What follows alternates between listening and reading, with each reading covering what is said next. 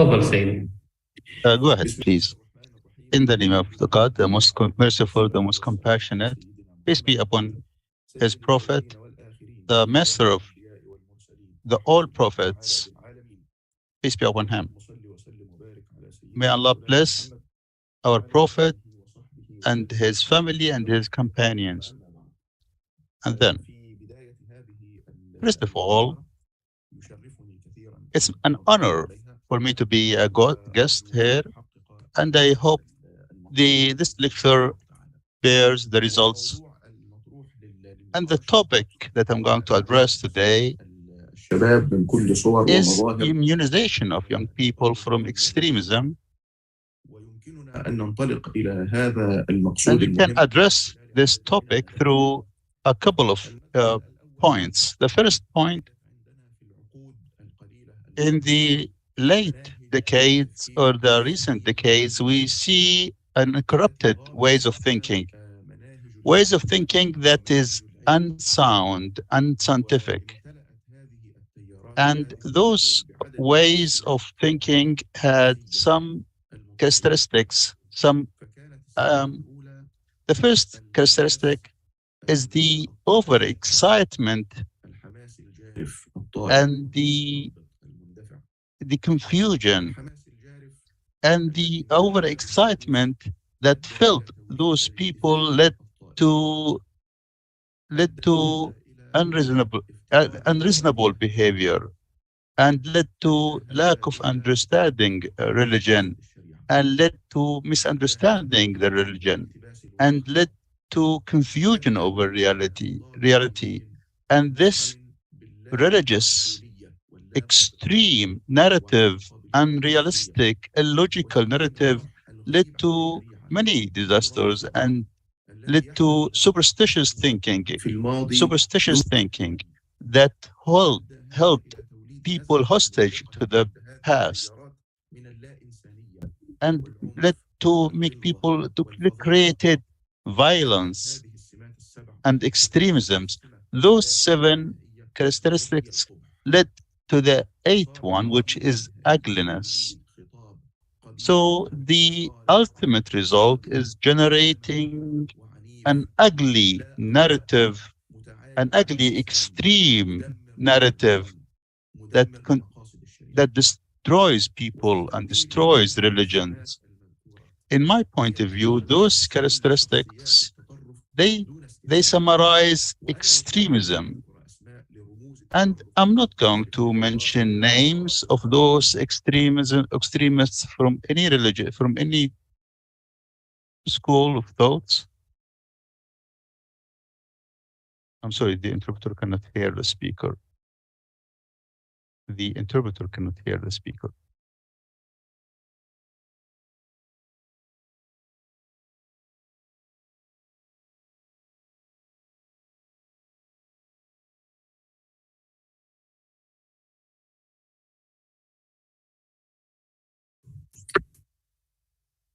فكنت أقول لو وضعنا كل الشخصيات If we put together all those extremists who exported this extreme narratives, we would find that they are over-extreme, over-enthusiastic, over-extreme, over-excited. And if I were to look at the characteristics like this over-excitement, means those are young people, old or young, they are filled with extreme emotions to serve Islam, but based on emotions.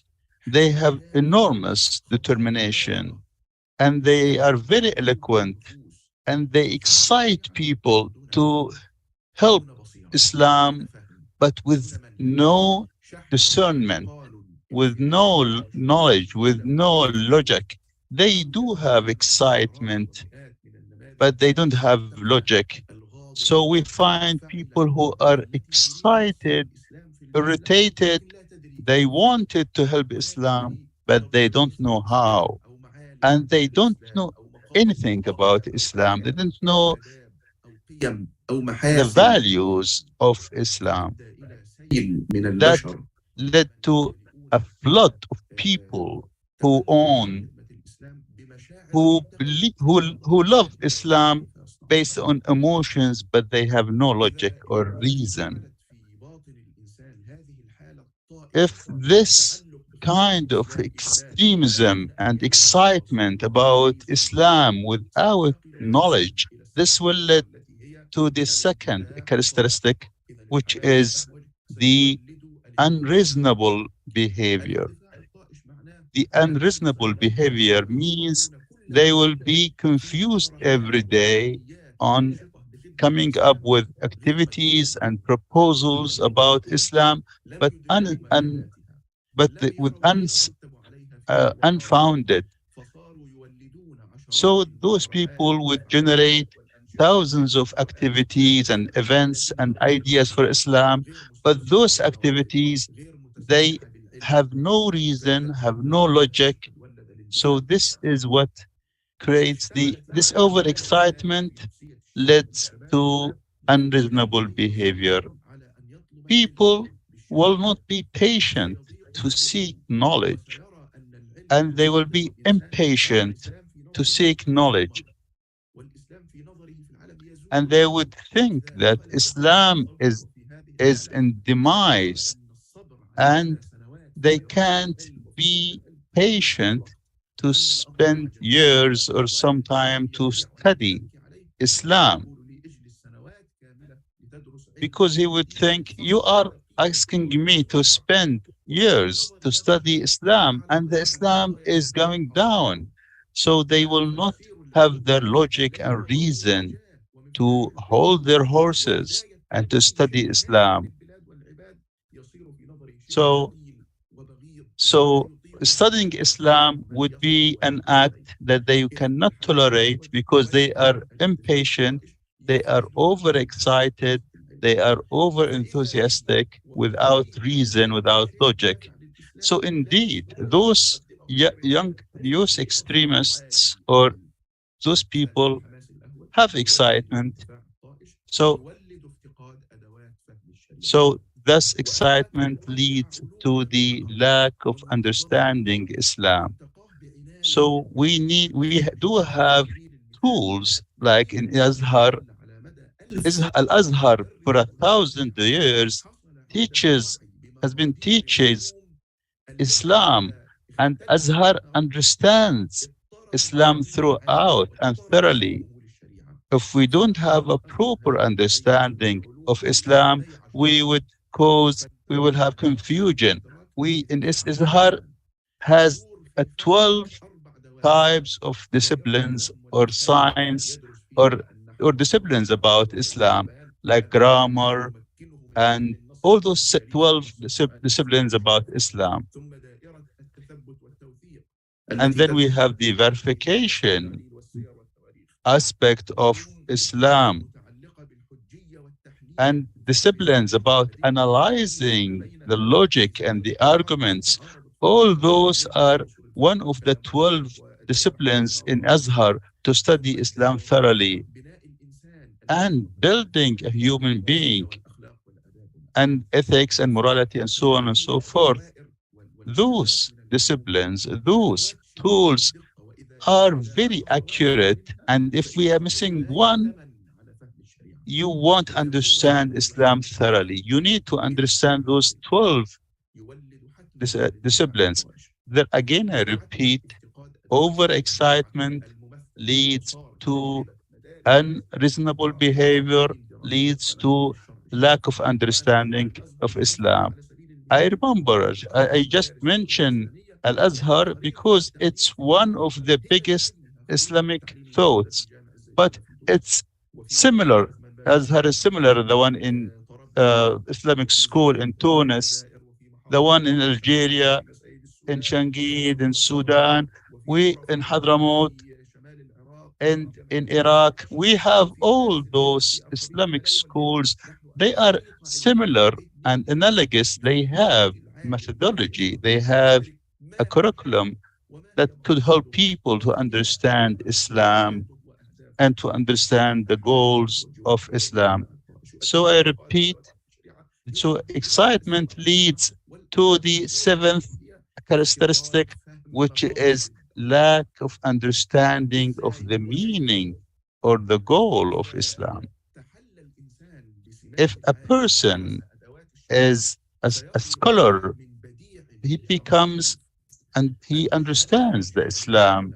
He understands that Islam comes to preserve the human soul, to preserve the mind, to preserve anyone's property. Islam comes to preserve the morality and ethics and countries. Islam comes to honor humanity, and Islam comes to flourishment, and Islam comes for science, for education. Islam comes to honor the soul. Islam comes to, to build civilization. But those extremists, because they are overexcited and because they are over enthusiastic, they lack the true or and the right understanding of Islam. And instead, they have a different meaning of Islam. So they have seven goals, which is claiming others that they are disbeliever, and the jihad, and and khilafah and tamkeen. So the meaning or true goals of Islam has been that have been replaced by other games. So those young people have no concern but to prove how other people are disbelievers or don't follow Islam. And they have books that they would claim that that people abandoned Islam long time ago, and they would think Al Ummah is no longer Muslim. And this sentence, this sentence that they claim that everyone is disbeliever and no longer Muslim is the same sentence that Daesh people or people from ISIS keep repeating. So this kind of extremism makes people just or makes those extremists busy just proving that others are not Muslims. Ladies and gentlemen, what really puzzles me that those extreme school of thoughts, when they are convinced of the idea of bara and bala, bara and wala, which is meaning the loyalty to your leader. So they no longer believe in the country. The country, they believe that the country is worthless and that there is no verse in Quran saying anything about the country. So you could see how deluded they are. And I have addressed those wrong ideas in my book, Al-Haqq al-Mubin, لمن تلاعب بالدين. And I addressed,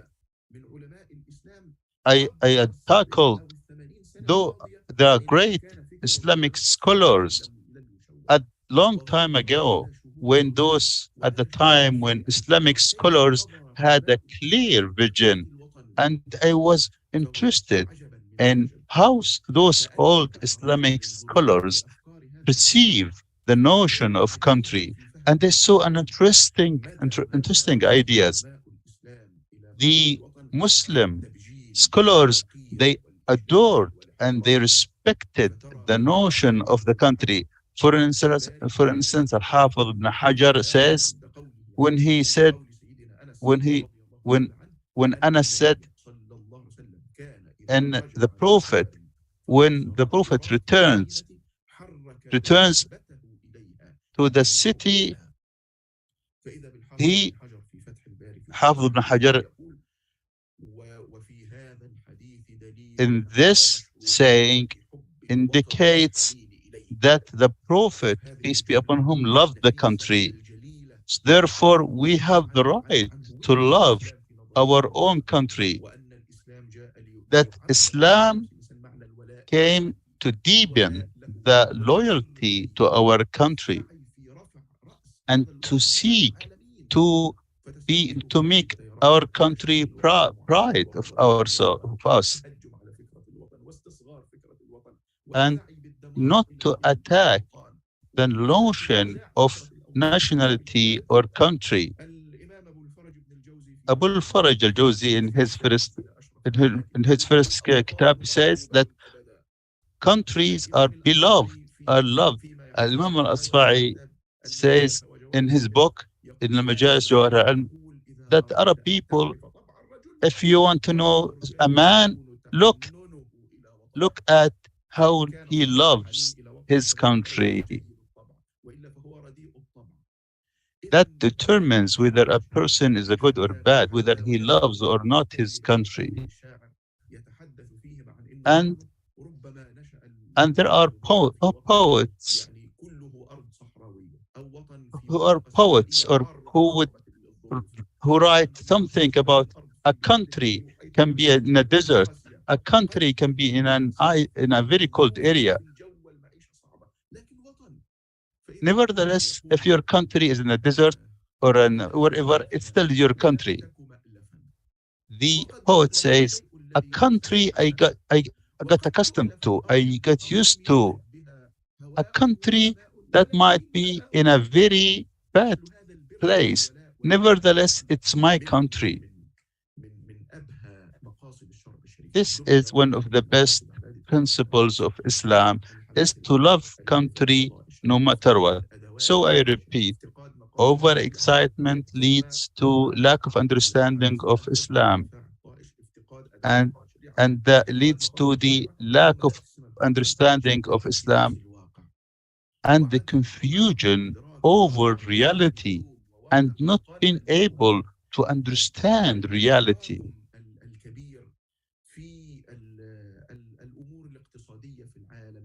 And the economical issues and the confusion over the relationships between countries and the situation of Muslims all over the world and the psychological makeup of people.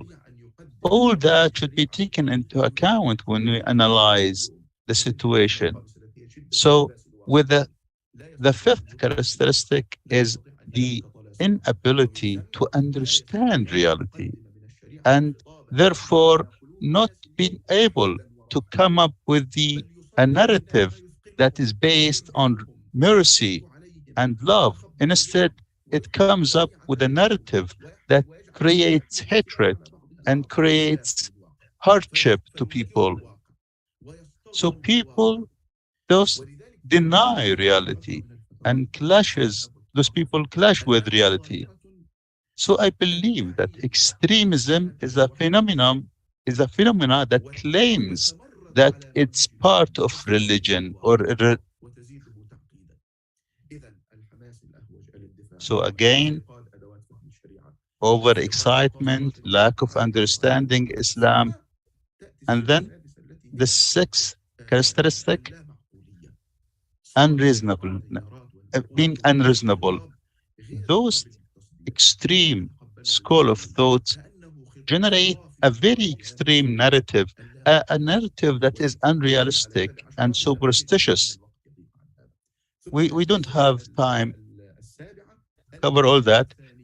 The seventh characteristic is the lack of humanity, where we claim that others are not Muslims, or we create that this kind of extreme narrative creates people who just hang to their arms and unhuman, whereas Islam comes to teach the true meaning of humanity. I'm going to come up with a short story before I wrap up, a short story from our old scholars, from people who have high morals and ethics. One of the Islamic scholars, As-Safi, Abu Qasim al-Julayd, As-Saqati, and Abu Qushayri الثقفي one من الأيام sat between his students and he says, for the last 30 years, I'm seeking forgiveness from Allah. From a day I said, Alhamdulillah, thanks to Allah. And the students was amazed. Why did you ask for forgiveness for 30 years? Because you said Alhamdulillah or thanks to Allah. This is very puzzling and very strange. Why you spent 30 years asking for forgiveness from Allah because you said thanks to Allah? 30 years, he said, 30 years back, I was a businessman in Baghdad in Iraq. I was having lunch with my colleagues, with my friends. At that time, a man was coming to us shouting. He was shouting, fire, fire in your shops. So we ran. We were panicked. While I was running, another man came and he was shouting, your shop was saved. So I said, Alhamdulillah. Then I remembered that I was happy to have my shop secured or saved, and other people were not. That's why I was seeking forgiveness from Allah, because I said, Alhamdulillah, when I realized that my shop was saved from fire, whereas others people had their shop lit or on fire. So this shows how people used to be tender and used to be compassionate. So this is the last characteristic of all the previous characteristics are there in one person that creates a person, an ugly person. So we will have school of thoughts that are extremely ugly, extremely destructive. Let's wrap up and remind 8 characteristics, the positive characteristics that our scholars adhere to. All those 8 characteristics will have an opposite. For 1,400, the school of thoughts we use, instead of excitement, we have people who are subtle, who are calm. Instead of overexcitement, we have a characteristic of calmness. Instead of unreasonable behavior, we have wisdom. So the old scholars used to be wise. Instead of lack of understanding Islam, depth and understanding of Islam. Instead of confusion of reality, a deep and profound understanding of reality. Instead of logical or instead of unreasonable narrative, we have logical narrative. Instead of inhumanity, we have humanity. Instead of ugliness, we have beauty. I hope, though, my words could summarize my speech and provide any meaningful, hope this beneficial. I hope my words could explain how can we create extremism and how can we create the opposite. How can we create the wise mind? How can we create people or minds that seek knowledge and wisdom? I used to tell my friends that there are 5 words that could be the curriculum for the Muslim schools. 4 words that we can enlighten the world. I have delivered lectured in Indonesia and Jakarta. I have Kazakhstan. I have delivered lectures in UK. Wherever I go, I would say, if Islam disciplines are in one mind, we have 5 words: respect the universe, the cosmos. We have verses in Quran to respect others, to honor humanity. Third, to preserve countries, to help civilization, to increase faith. And peace be upon our Prophet. Without further ado, I'm not going to. I will open the floor for the questions. Thank you, Your Eminence. Thanks for Your Eminence. And I hope this speech will be on your account. We have 2 questions. Unfortunately, we see many ignorant people or young people. They quote something.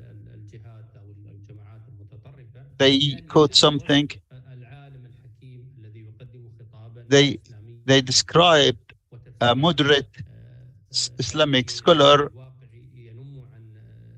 They describe a Muslim moderate scholar and describe them, those scholars, as the scholars of the country or the rulers or the kings. Why do they describe moderate scholars as those scholars who are owned by the state or owned by the king? Do you think this label is bad to the scholar, or is there another term that how can we explain to these young people that those moderate people are not owned by the state or owned by the king or the president? What do you think about this? This is the first question. What is the second question? The second one, some young people, when they have artificial study about the Islamic narrative, particularly the interpretation of Quran, they quote some of Quran verses in Quran, and they quote some of the saying of the Prophet, and those extreme incidents against some extreme behavior against non-Muslims, and they quote some verses from Quran, and they would say, we have the right to claim that those are no longer Muslims based on verses in Quran, based on saying in the Prophet Muhammad, of the Prophet Muhammad. First of all, the first one about that some people claim that the scholars of state. I've looked at this for a long time, and I'm reflecting where this come from, when this came from, when this idea came from. I realized that there is an interesting chain of events. You may remember that what I highlighted, that the extreme narratives, they come up with 7 ideas. They start by the takfir, which is claiming others are non-Muslims. The first step is to claim that others are non-Muslims, takfir. And then one of the claims or arguments that they characterize other countries, that they are no longer Muslims. And when those narratives started by takfir or by claiming others are not Muslims,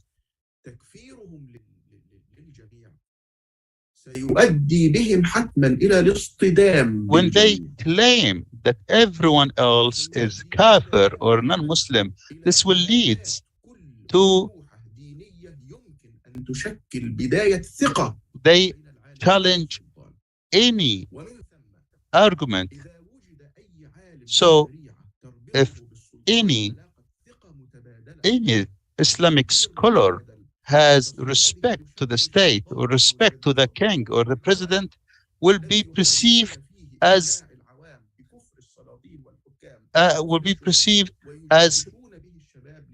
as an enemy to those extremists. Therefore, how the whole idea started? It started by takfir, thus leads to the clashes with the country and leads to generate an extreme narrative. And this is all because lack of understanding. For that reason, I assigned some of my students and some researchers to come up with examples about the good relationship that could happen between a Muslim scholar and the state. Ibn Sirin, for instance. Ibn Sirin, scholars say he has a highest esteemed. Ibn Sirin was the most esteemed scholars. At one time, he was in business with an old woman. He is a great scholar. He was a businessman because he was an independent person. So he had a business relationship with an old woman and he lost money. And that old woman, instead of respecting the scholar, she sold him, and he was in prison. Ibn Sirin was in prison. The warder, because he respects the scholar, he went to the prison and told him, I can overlook and I can let you out of the prison to go to see your family and come back. So the ward or the prisoner, the prison guard said to the scholar that I can let you out to see your family and come back. Ibn Sirin, the scientist or the scholar, angrily replied, he says, no, don't let me out of the prison. I will not help you to betray your king or to the president or the state. Ibn Sirin, although he was criticizing the state or criticizing the ruler, but he told the prison guard not to let me out, and you have to respect the ruler, even if you want to honor me, even if you want me, but you will betray the rules of the ruler or the president or the king or the.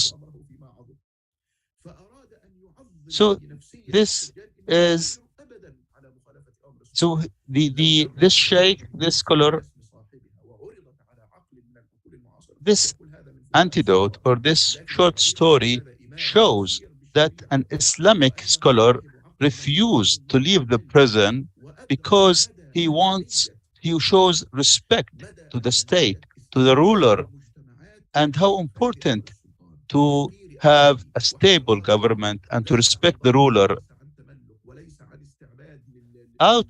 not because of hypocrisy, but because he has this deep conviction that the religion and state won't prevail unless we respect the ruler. So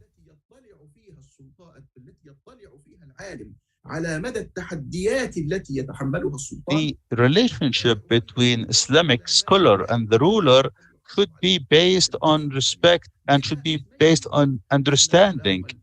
So the relationship should be safe, is mutual trust, mutual respect between Islamic scholar and the ruler. So the extremist who wants to carry a gun against the country extremists will be disturbed to see a stable and respected relationship between Islamic scholar and the ruler. So this idea comes about from takfir, from claiming others are non-Muslim.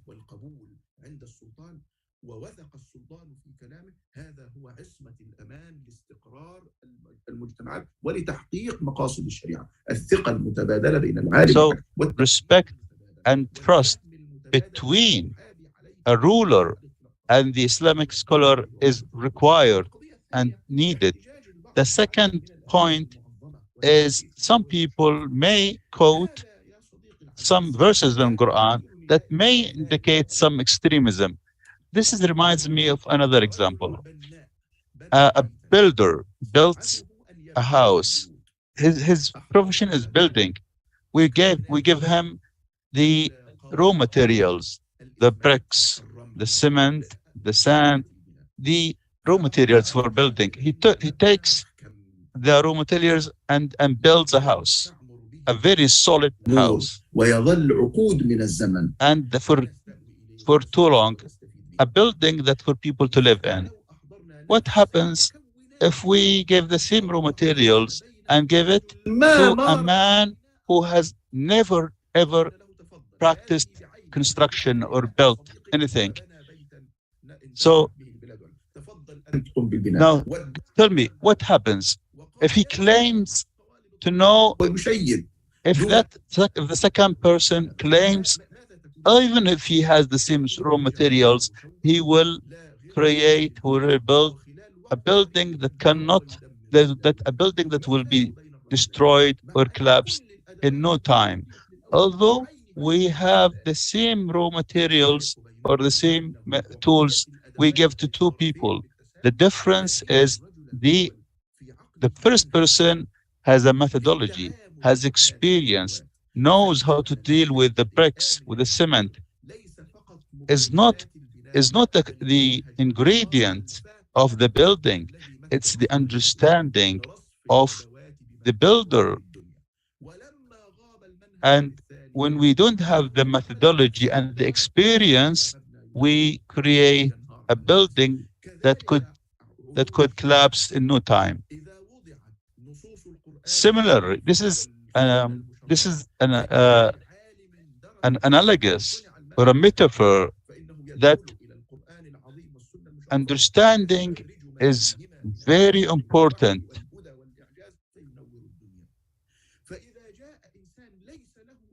If someone doesn't have any understanding to Islam, he will have corrupted understanding of Islam. So it's not about the verses of Islam, but whether or not is being understood by the right person. For that reason, we can see great scholars we can see great scholars who study Quran, and we can see also an extremist.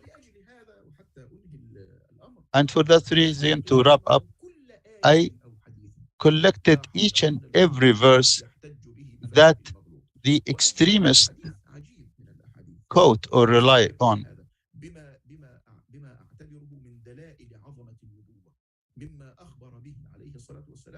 And I have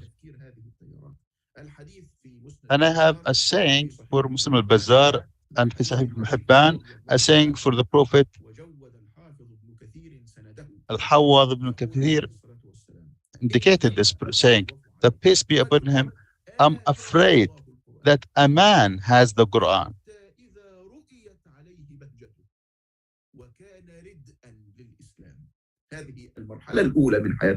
A man who understands the Quran. A man has the Quran. Can we imagine someone who reads or understands Quran can be a big risk?